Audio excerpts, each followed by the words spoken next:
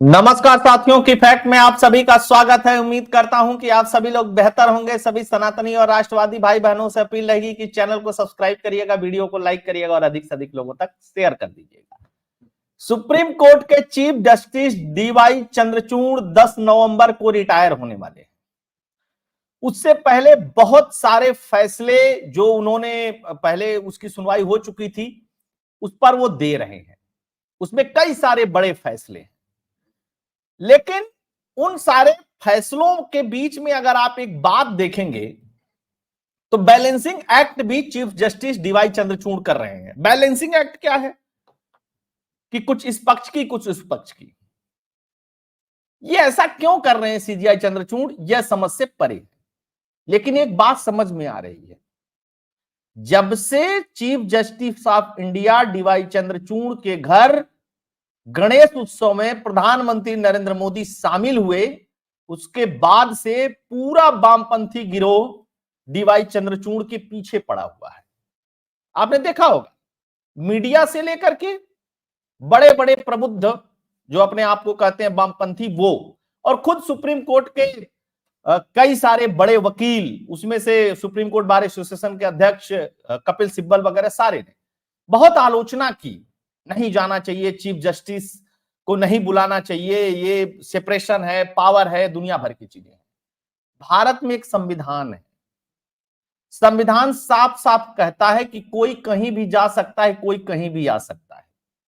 दूसरी महत्वपूर्ण बात, अगर चीफ जस्टिस और प्रधानमंत्री नरेंद्र मोदी को कोई भी गठजोड़ करना होगा, कोई भी बात करनी होगी, आप समझिएगा दोनों अपने अपने पावर के सर्वोच्च शिखर पे हैं।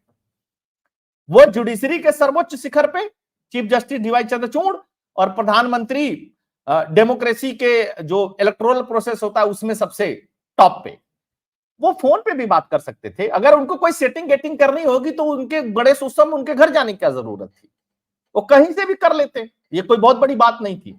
लेकिन इसको तुल दिया गया, इसको मुद्दा बनाया गया, क्योंकि कपिल सिब्बल को जितना लताड़ा चीफ जस्टिस ने बहुत सारे मामलों में सुप्रीम कोर्ट में, वो एक खींच थी कपिल सिब्बल के पास। लेकिन वामपंथी गिरोह यहां पे भी नहीं रुका। लोगों की संपत्ति सरकार कैसे ले सकती है, इसको लेकर के 9 जजों की एक कॉन्स्टिट्यूशनल बेंच बैठी थी। उस बेंच ने एक फैसला दिया, और फैसला देते वक्त उसमें, अब जाहिर सी बात है कॉन्स्टिट्यूशनल बेंच है तो चीफ जस्टिस भी उसमें बैठे थे, तो चीफ जस्टिस ने एक टिप्पणी कर दी। इससे पूर्व में जो कॉन्स्टिट्यूशनल बेंच बैठी थी 5 जजों की, उसने जो फैसला दिया था उस जज के खिलाफ, यानी एक जस्टिस अय्यर थे उनके खिलाफ कुछ कह दिया उन्होंने कि उनकी विचारधारा इस तरीके से थी कि उन्होंने इस तरीके की पॉलिसी बना दी। इसको लेकर के सीनियर मोस्ट जज सुप्रीम कोर्ट की बीबी नागरत्ना ने और धुलिया साहब ने चीफ जस्टिस, एक तरीके से आप कह सकते हैं चीफ जस्टिस की आलोचना की, और भारी आलोचना की। अब इन दो लोगों ने क्यों आलोचना की और वो जज साहब से क्या संबंध था इनका? भाई वो तो बहुत पहले रिटायर हो चुके हैं, 15-20 साल 25 साल पुरानी बात हो गई। क्योंकि वो जो जज साहब थे उनका भी झुकाव वामपंथ की तरफ था, जस्टिस बीबी नागरत्ना का भी झुकाव वामपंथ की तरफ है, और धुलिया साहब का भी झुकाव वामपंथ की तरफ है, और साफ साफ दिखता है। इसलिए इनको बुरा लग गया। इसके अलावा और भी बहुत सारी बातें, आइए थोड़ा सा उसी को देखते हैं कि क्या क्या कहा गया, क्या क्या सुना गया। बड़ा रोचक होता जा रहा है सब कुछ। Harsh unwanted, Justice Nagarathna and Dhulia object to CJI Chandrachud remark on Justice Krishna Iyer doctorate. ठीक है, जस्टिस कृष्णा अय्यर है, इनका एक फैसला आया था, उस फैसले के खिलाफ कुछ बोल दिया। जस्टिस कृष्णा अय्यर को लेकर के सीजीआई के बयान पर जस्टिस बीबी नागरत्ना, सुधांशु धुलिया ने बहुत सारा कुछ कहा, है ना। ये देखिए, जस्टिस कृष्णा अय्यर को लेकर के सीजीआई के बयान पर जस्टिस बीबी नागरत्ना और सुधांशु धुलिया ने आपत्ति जताई। कहा क्या था उन्होंने, वो भी देख लेते हैं। सुप्रीम कोर्ट ने मंगलवार को निजी संपत्ति से जुड़े हुए मामले पर बड़ा फैसला सुनाया। कोर्ट ने साफ किया कि प्रत्येक निजी संपत्ति पर सरकार का अधिकार नहीं है, वो आम भलाई के नाम पर निजी संपत्तियों को अपने कब्जे में नहीं ले सकती है। एससी ने अपने 46 साल पुराने फैसले को पलट दिया, लेकिन इस आदेश के दौरान जस्टिस कृष्णा अय्यर पर chief justice of India D Y Chandrachud द्वारा की गई टिप्पणी को लेकर के जस्टिस बीवी नागरत्ना और जस्टिस सुधांशु धुलिया ने कड़ी आपत्ति जताई। दोनों जजों ने कहा कि सीजीआई की टिप्पणी अनावश्यक है, अवांछनीय है। हालांकि सुप्रीम कोर्ट की वेबसाइट पर प्रकाशित अंतिम फैसले में इस विवादास्पद हिस्से को शामिल नहीं किया गया। बेसिकली मुझसे गलती होगी, मैंने 20-25 साल बोला है, 46 साल पुराना फैसला है। ठीक है, जस्टिस नागरत्ना और सीजीआई की उस टिप्पणी पर आपत्ति जताई जिसमें उन्होंने कहा कि हमारा काम, सीजीआई ने क्या टिप्पणी की थी कि हमारा काम आर्थिक नीति निर्धारित करना नहीं है, बल्कि संविधान के निर्माताओं की इच्छा को लागू कर आर्थिक लोकतंत्र की नींव रखना है। कृष्णा अय्यर का सिद्धांत संविधान की लचीली और व्यापक भावना के विपरीत था। एक जज साहब का फैसला था, एक कह दिया वो भावना के विपरीत था। और साथ के साथ उन्होंने एक बात और कही कि उनका झुकाव संबंधित दूसरी तरीके की विचारधारा के साथ था। जस्टिस नागरत्ना ने सीजीआई चंद्रचूड़ के इस बयान पर आपत्ति जताई। उन्होंने कहा कि न्यायमूर्ति कृष्णा अय्यर और चिदंबा रेड्डी एक विशेष आर्थिक विचारधारा से प्रभावित थे। उन्होंने कहा कि दोनों न्यायाधीशों ने हमेशा संविधान निर्माताओं के दृष्टिकोण को अपने विचार के आधार और अनुरूप लिया और उस तरीके के फैसले का उन्होंने पालन किया। मतलब जो संविधान की मूल भावना थी उसके विपरीत जाकर के जस्टिस अय्यर ने फैसला दिया, क्योंकि वो उस तरीके की विचारधारा से पोषित थे। इतना ही कहना था कि इनको बुरा लग गया। समझ रहे हैं आप, बुरा क्यों लगता है? तो ऐसा नहीं है गुरु, राजनीति सब जगह होती है। जस्टिस धुलिया ने इस बेंच में सबसे अलग फैसला लिखा। हालांकि बीबी नागरत्ना ने फैसला अलग नहीं लिखा। बीबी नागरत्ना चीफ जस्टिस के फैसले से सहमत थी, लेकिन उन्होंने एक बात कही, यह नहीं कहना चाहिए था। अच्छा चलो कोई बात नहीं, आप लोग बैठ करके इस देश के डेमोक्रेसी में चुने हुए किसी नेता के ऊपर कुछ भी टिप्पणी कर दो, किसी के ऊपर कुछ भी कह दो, लेकिन जब अपना फैसला पलट रहे हो उस पर अगर कोई टिप्पणी कर दो तो दूसरे जज साहब को बुरा लग जाता है। इसी को कहते हैं अपनी बिरादरी, अपना गिरोह जब उसके बारे में कोई कुछ कहता है तो बुरा लगता ही लगता है। जस्टिस धुलिया ने भी न्यायमूर्ति कृष्णा अय्यर और चिदंबा रेड्डी के दृष्टिकोण का समर्थन किया। सीजीआई चंद्रचूड़ की टिप्पणियों पर आपत्ति जताई। उन्होंने कहा कि आलोचना को छोड़ दिया जाता तो अच्छा होता।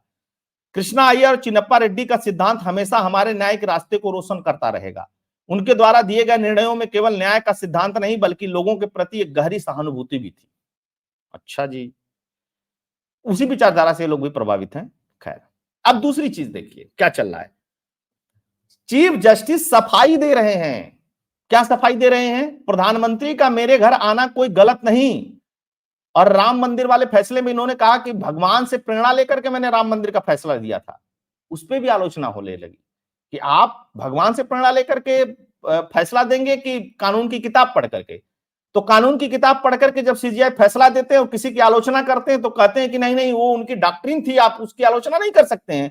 और जब इन्होंने कह दिया कि हमने भगवान से प्रेरणा लेकर, जाहिर सी बात है सब लोग कहते हैं कि ये काम मेरे बस का नहीं था, ये भगवान की मर्जी से हो गया, या उन्होंने मुझे ताकत दिया, या उन्होंने मुझे साहस दिया।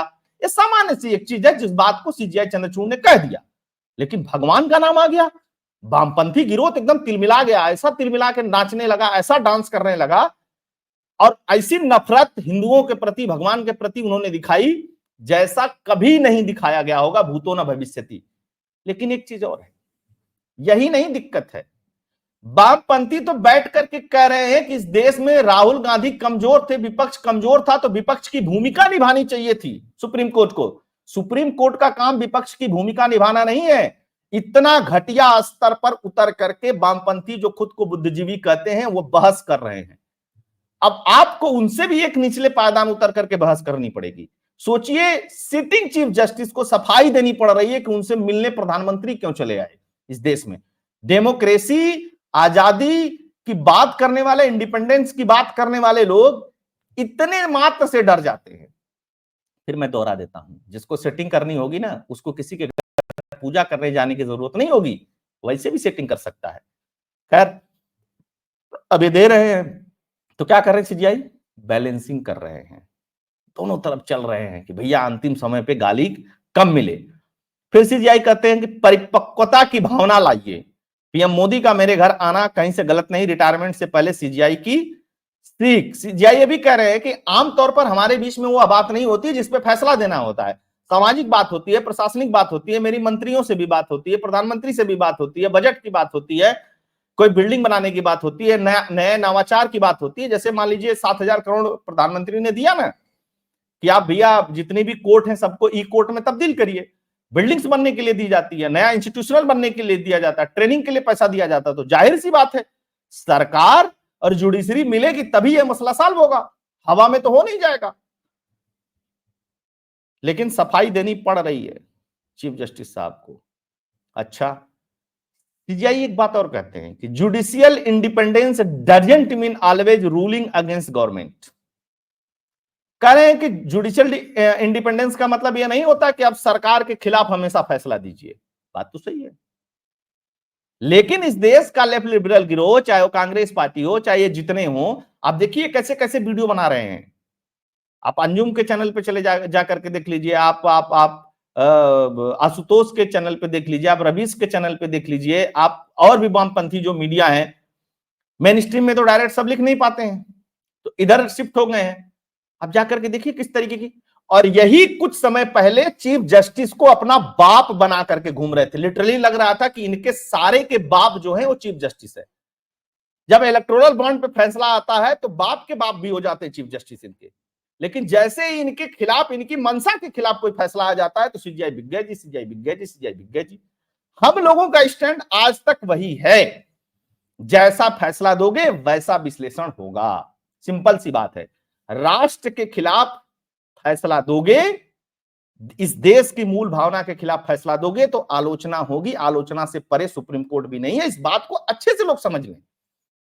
जबकि हवा बना करके रखा गया था, ना आप जज लोगों के बारे में कुछ नहीं कर सकते, लेकिन उस हवे का दम निकाला हम लोगों ने, ठीक है। मेन स्ट्रीम मीडिया ने तो नहीं डिस्कस किया, हम लोगों ने खूब डिस्कस किया। खैर, अब सीजीआई साहब से एक गए हुए थे पत्रकारों का, वो किसी चैनल का कुछ था, अखबार का संगोष्ठी वगैरह टाइप की थी, उसमें गए हुए थे सीजीआई साहब। तो इनसे एक सवाल पूछा गया बेल को लेकर के, इन्होंने क्या कहा, I have always guaranteed bail from A to Z, from Arnab to Zubair, मतलब जुबैर को भी मैंने बेल दिया और अर्नव को भी बेल दिया। सीजीआई डीवाई चंद्रचूड़, ये बहुत महान काम कर दिया आपने।